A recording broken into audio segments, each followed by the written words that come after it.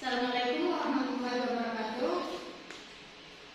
Perkenalkan, nama saya Rahayu. Berdiri di saya di sini yaitu ingin mempresentasikan hasil dari proposal saya, yaitu yang berjudul dengan analisis etika bisnis Islam terhadap praktek pemularan harga pada jual beli online dengan sistem COD atau cash on delivery.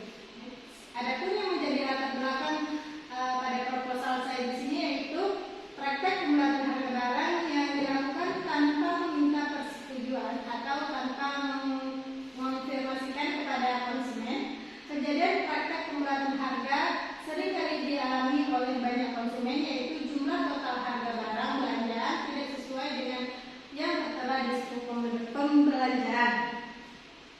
Adapun penelitian di latar belakang ini, peneliti melihat bahwa adanya indikasi kecurangan atau penyimpangan terhadap praktik jual beli online antar pembeli dengan kurir dalam menjalankan aktivitas jual beli dengan sistem COD dalam hal pembayaran.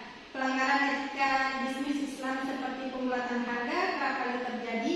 Hal ini sering dilakukan kurir dalam pembayaran jual beli online dengan sistem COD. Next. Adapun rumusan masalah yang ada pada proposal saya di sini yaitu bagaimana praktik pemularan harga dalam jual beli online dengan sistem on delivery atau COD. Yang kedua ada bagaimana etika bisnis Islam dalam praktik jual beli online dengan sistem cash on delivery atau COD. Nah, yang menjadi tujuan penelitian di sini yang pertama yaitu untuk mengetahui bagaimana praktik jual beli online dengan sistem cash on delivery atau COD. Yang kedua untuk menganalisis bagaimana etika bisnis Islam dalam praktik jual beli online dengan sistem COD. Nah, yang menjadi landasan teori di sini yang pertama ada pengertian jual beli online.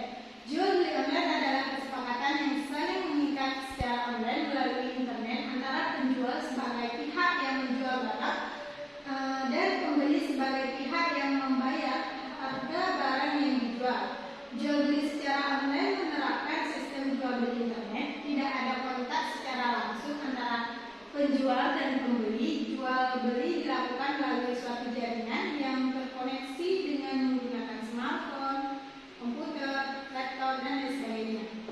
Yang selanjutnya ada pengertian dari COD. COD ini adalah salah satu metode pembayaran di mana pembeli sepakat dengan penjual untuk membayar ketika barang yang dibelinya itu telah sampai ke alamat pengirim. Dengan adanya COD, konsumen tidak lagi membutuhkan kartu kredit untuk melakukan pembayaran dengan memudahkan konsumen dalam berbelanja online.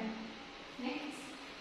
Nah, adapun konsep jual beli di sini adalah jual beli adalah persetujuan saling mengikat antara penjual, yakni sebagai pihak yang menyerahkan barang, dan pembeli sebagai pihak yang membayar harga barang dari si penjual tadi. Next.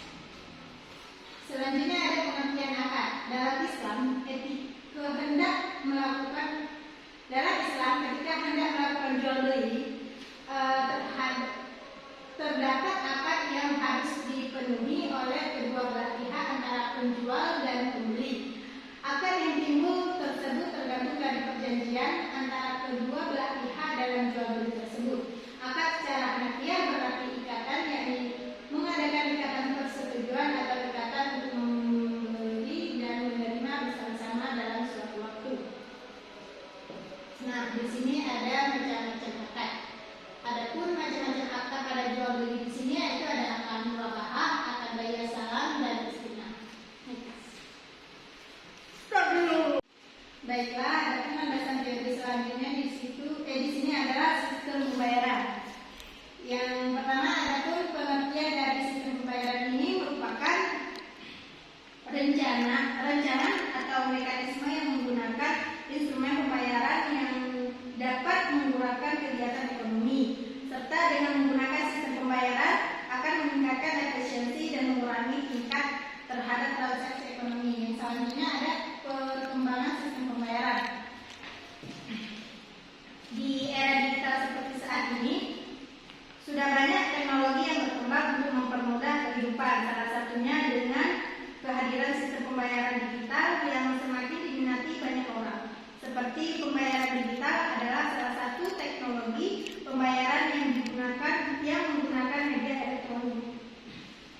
selanjutnya ada sistem pembayaran yang berdasarkan pada pembulatan pembayaran. Di sini yang menyebabkan pembayaran yang berakibatkan pada pembulatan harga adalah ketika si pembeli barang yang menggunakan sistem COD itu tidak memiliki uang pas.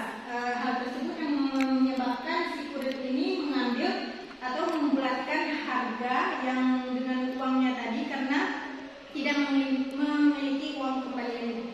Next, yang selanjutnya ada etika bisnis Islam. Yang pertama ada pengertian etika bisnis Islam. Di sini yaitu pengertian etika bisnis Islam yaitu keseluruhan aturan-aturan etika baik yang tertulis maupun yang tidak tertulis yang mengukur hak dan kewajiban produsen dan konsumen serta etika yang harus dipraktikkan dan dalam bisnis. Yang selanjutnya ada fungsi dari etika bisnis Islam di sini merupakan nilai-nilai dan tata cara etika bisnis Islam dalam kegiatan bisnis melalui penghormatan ketika berurusan dengan pihak lain dengan jujur dalam menyediakan barang atau jasa kepada pelanggannya. Yang ketiga ada prinsip-prinsip etika bisnis Islam yaitu ada tauhid, akhlak, keseimbangan dan kehendak bebas serta keadilan. Next, yaitu di sini ada penelitian terdahulu adalah dari Akbar Sabari tahun 2020 dengan judul pembulatan harga pada transaksi jual beli di dunia market. Yang hasil dari penelitian ini adalah nominal pecahan yang dibulatkan dan tidak dikembalikan menurut hukum Islam pada asasnya tidak boleh dilakukan dikarenakan sekecil apapun nilai nominal pecahan yang dibulatkan mempunyai nilai dan hak milik pembeli. Adapun yang menjadi pembeda antara penelitian saya dan penelitian terdahulu di sini adalah tempat dan lokasinya, yang dimana di penelitian sebelumnya ini tempat dan penelitiannya dilakukan di minimarket dan pada penelitian saya akan dilakukan dengan melalui sistem COD dan yang menjadi kesamaannya adalah sama-sama meneliti tentang pembulatan harga pada transaksi jual beli. Next, adapun metodologi penelitian di sini yang pertama ada jenis penelitian.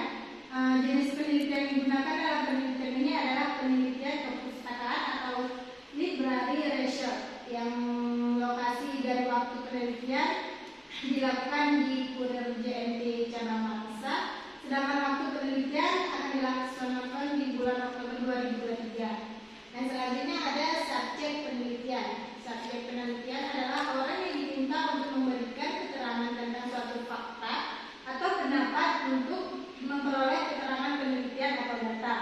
Yang selanjutnya sumber data penelitian di sini ada sumber data primer yang akan diambil dari kurir JNT dan karyawan JNT pemilihan online dan sumber data sekunder yang akan diambil melalui dokumen-dokumen dan buku. Next. Selanjutnya di sini ada instrumen pengumpulan data yang akan diambil melalui buku memo, pulpen, notebook dan komputer. Adapun analisis data di sini yaitu peneliti mengklarifikasikan dan kemudian akan menggunakan penelitian bersifat deskripsi analitik yaitu metode yang dilakukan untuk memecahkan masalah dengan jalan mengumpulkan data, menyusun, mengklarifikasikan